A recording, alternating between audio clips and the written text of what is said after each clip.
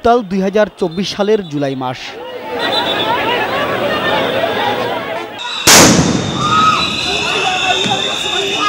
এই মাসে ছাত্র জনতার আন্দোলনে ৫ই আগস্ট শেখ হাসিনা পালিয়ে গেলে আওয়ামী লীগের দীর্ঘ ১৫ বছরের দুঃশাসনের অবসান হয়। তবে এতটা সহজ কিংবা মসৃণ ছিল না এই আন্দোলন। প্রায় ১৫০০ ছাত্র জনতার তাজা রক্ত ঢেলে দিতে হয়েছে স্বৈরাচার শেখ হাসিনাকে হটাতে।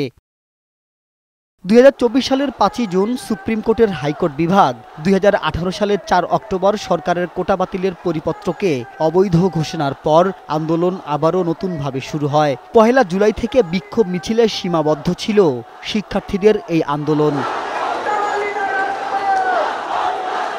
কিন্তু ১৪ই জুলাই শেখ হাসিনা তার এক বক্তব্যে আন্দোলনকারীদের রাজাকারের নাতিপুতি বলায় ক্ষোভে ফুঁসে ওঠে।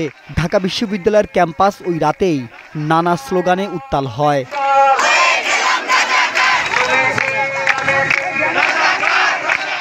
১৫ই জুলাই নিষিদ্ধ সংগঠন ছাত্রলীগের নেতৃত্বে শিক্ষার্থী ও আন্দোলনকারীদের উপর অস্ত্রশস্ত্র নিয়ে হামলা করা হয়। ১৬ই জুলাই বেগম রোকেয়া বিশ্ববিদ্যালয়ের শিক্ষার্থী আবু সাইদ পুলিশের গুলিতে নিহত হলে আন্দোলন পুরো দেশের আনাচে কানাচে ছড়িয়ে পড়ে। শিক্ষার্থীদের ডাকা কমপ্লিট শাটডাউন কর্মসূচিকে ঘিরে ১৮ ও ১৯শে জুলাই সহিংসতা ব্যাপকভাবে ছড়িয়ে পড়ে। এর জের ধরে ১৯শে জুলাই ইন্টারনেট বন্ধ ও রাতে কারফিউ জারি করে সেনা মোতায়েন করে স্বৈরাচার শেখ হাসিনা।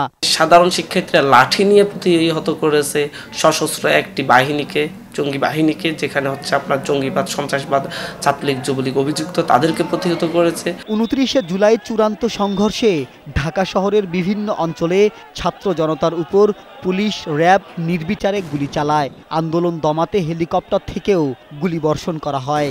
এত নৃশংসতা সত্ত্বেও অঞ্চলভিত্তিক সমন্বয়কদের নেতৃত্বে সারা দেশে আন্দোলন অব্যাহত থাকে। পরিস্থিতি চলে যায় নিয়ন্ত্রণের বাইরে। ৫ই আগস্ট ডাক আসে অসহযোগ আন্দোলনের।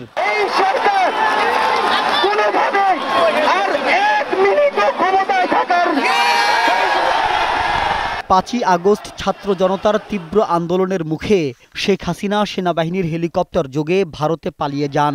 এরপরেই লাখো মানুষ গণভবন, সংসদ ভবন সহ সরকারি স্থাপনায় ঢুকে উল্লাসে মেতে ওঠে।